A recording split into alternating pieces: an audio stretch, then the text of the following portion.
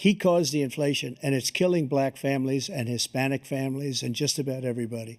It's killing people. They can't buy groceries anymore. They can't. You look at the cost of food where it's doubled and tripled and quadrupled.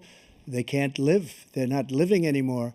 He caused this inflation. I gave him a country with essentially no inflation. It was perfect. It was so good. All he had to do is leave it alone. He destroyed it with his Green New scam and all this money that's being thrown out the window.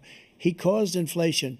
As sure as you're sitting there, the fact is that his big kill on the black people is the millions of people that he's allowed to come in through the border. They're taking black jobs now, and it could be 18, it could be 19, and even 20 million people. They're taking black jobs, and they're taking Hispanic jobs, and you haven't seen it yet, but you're going to see something that's going to be the worst in our history. Thank you. President Biden? There was no inflation when I became president. You know why? The economy was flat on its back.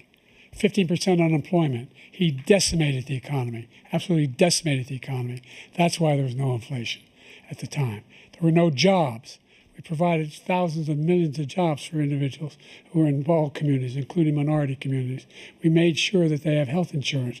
We have covered, the ACA has increased. I made sure that they're $8,000 per person in a family to get written off for the health care. But this guy wants to eliminate that. They tried 50 times. He wants to get rid of the ACA again, and they're going to try again if they win. You find ourselves in a position where the idea that we're not doing anything, we put more police on the street than any administration has. He wants to cut the cops. We're providing for equity and making sure people have a shot to make it. There's a lot going on, but in inflation, he caused it by his tremendous malfeasance in the way he handled the pandemic.